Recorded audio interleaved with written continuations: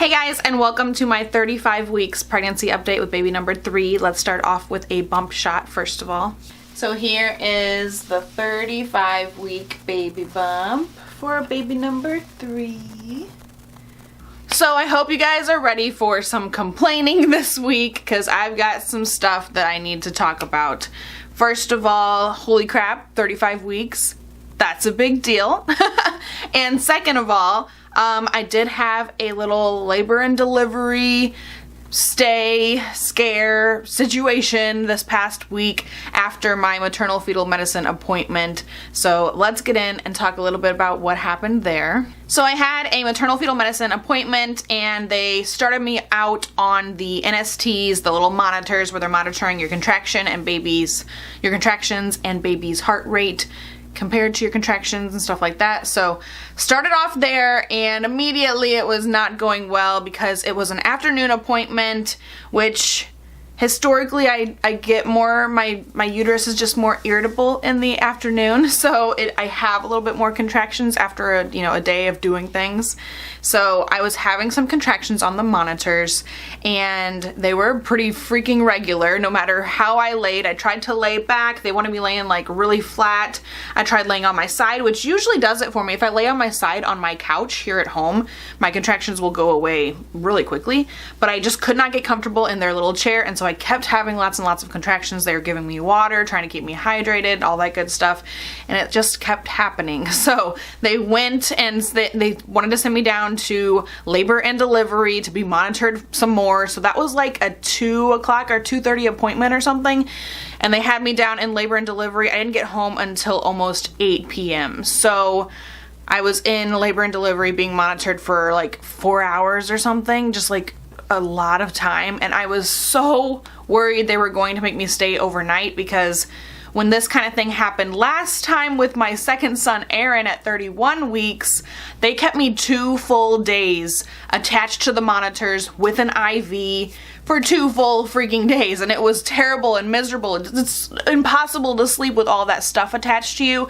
and having to disconnect everything and carry it all to the bathroom to pee 1,000,000 times because you have to pee 1,000 times when they have the IV in you, plus you have to pee 1,000 times when you're pregnant anyway. So thank God I did not have to stay overnight like I did with my second son Aaron. Like, oh my gosh, thank goodness they only monitored me for 4 hours. But I was just, that whole 4 hours I was so worried because it wasn't like no one was like, hey, we're gonna keep you, or hey, we're gonna let you go. Like, there was no like answer like, no, you can't eat dinner because we're monitoring you, so does that mean I'm gonna be able to go home soon?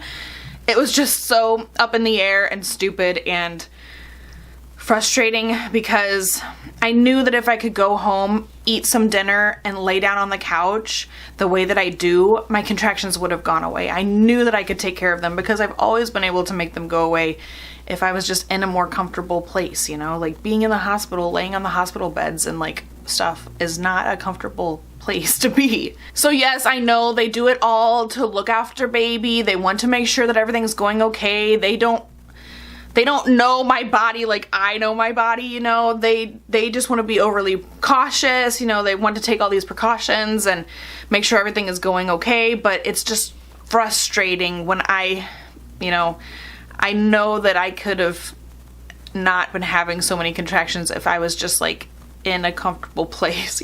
Once I came home and ate dinner and laid on the couch, like literally they just like went away, so it's just really frustrating. So that's my little complaint first of all in the video.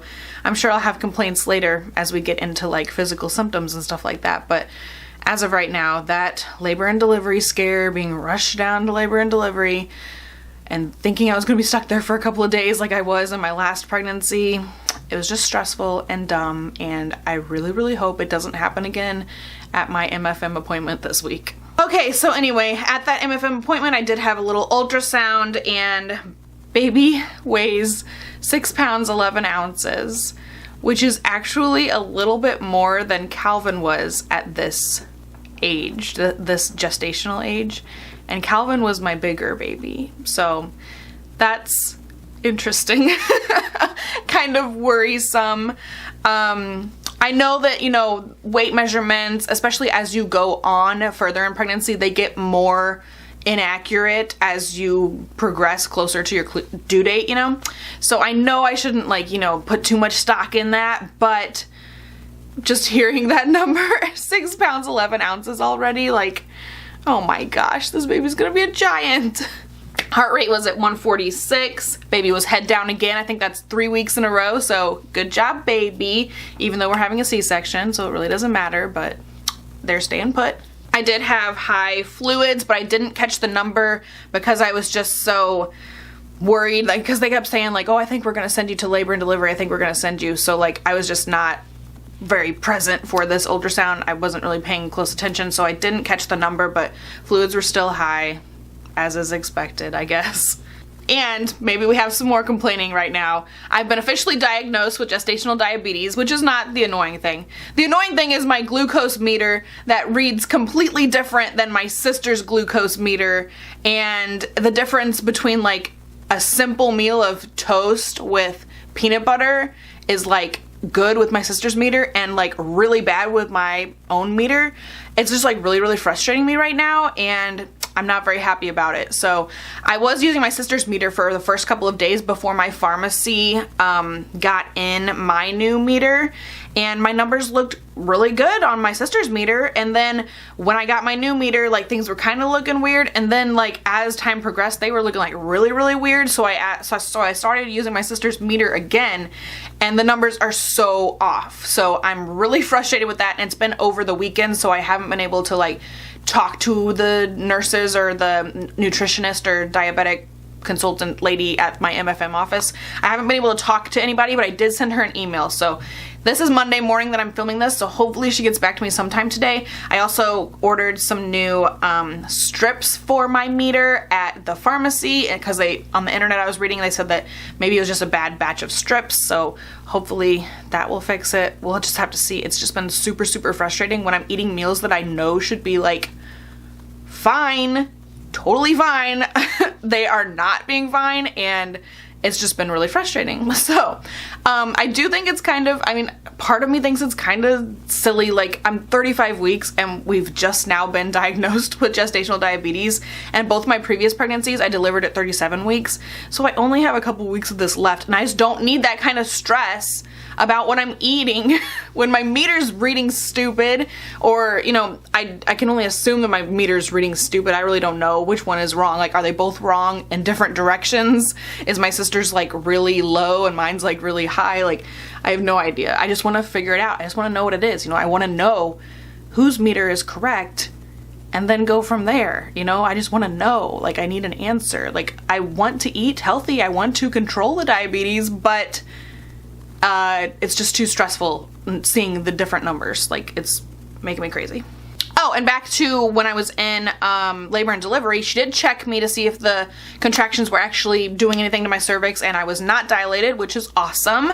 And she also said baby was still floating, so baby wasn't even, like, pressing against the cervix or anything like that. So things looked good in that department. That really surprised me to hear that I hadn't dilated at all, because at 31 weeks with Aaron, I was already 1 centimeter, and that was like 34 and a half weeks and I wasn't dilated. So, like, that made me happy knowing that, you know, even though I do have a lot of contractions, like, all the time, randomly, like when I'm doing things, when I'm up and doing things, it hasn't been doing anything to my cervix, which makes me happy. So it makes me, you know, a point in the column of maybe no preterm labor, you know, like, so let's just wait out until 37 weeks, everybody. Okay, I feel like that's everything as far as doctor stuff is concerned. As far as other things are concerned, I got my first COVID vaccine this week, which is pretty exciting, but they scheduled the next shot out for weeks, and that's gonna be like mid to late April, which is when baby may or may not be here. So I don't know how that's going to work when that time comes,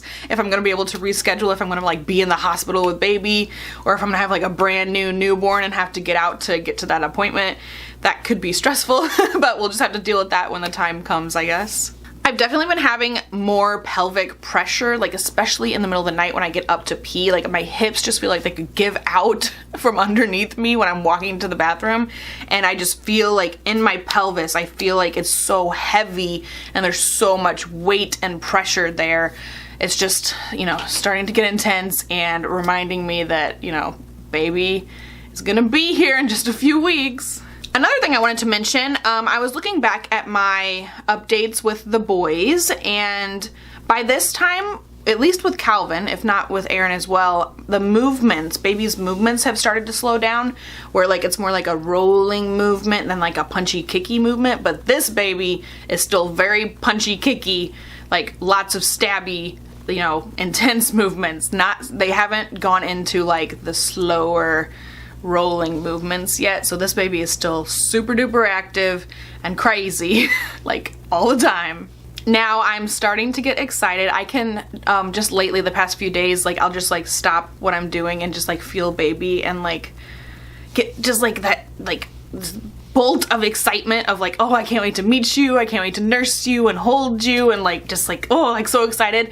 But then other times I get like a little tiny wave of like nervous about the C-section thing, nervous about the recovery thing. I keep telling myself that C-section recovery wasn't too bad with the boys, but I don't know if that's true. I feel like maybe I have forgotten the hard parts of it, and so I'm only remembering that it was, you know, not as bad as you might think.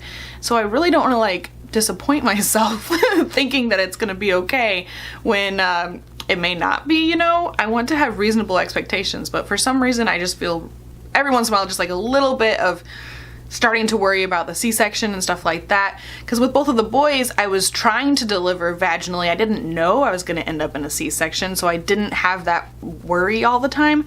But this time I know it's going to be a C-section, and so the worry is kind of starting to creep up these days. Okay, so I think that's it for today's update. I hope you guys enjoyed this little video. We are really getting down to the wire here. If you want to follow me on Instagram, you'll be able to see baby's first pictures quicker than everyone here on YouTube. So go and follow me there at LenaMarie91. There's always a link down below if you want to see pictures of the boys, of the things that I'm eating, of my belly, and the baby once they get here. You can go and check me out there.